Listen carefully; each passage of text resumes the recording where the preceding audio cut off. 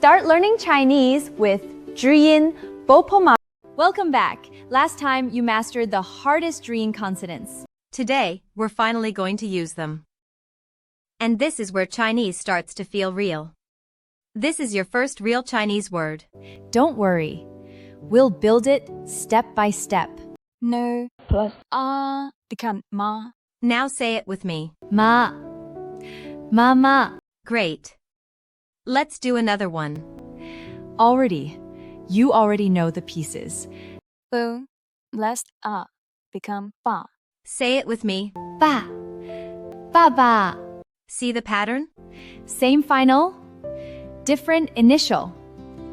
That's how Chinese starts to make sense. You're not memorizing words. You're building them. Now let's make it bigger. One more word. Repeat after me. Ma. Mama. Repeat after me. Ba. Ba ba. You just read Chinese. Not perfectly, but clearly. This is the moment the system works. Learn Mandarin faster is not about more rules. It's about reading real words sooner. Next time, we'll unlock more sounds and more words. If you read Chinese today, leave a comment. Tell me your first success. See you in the next lesson.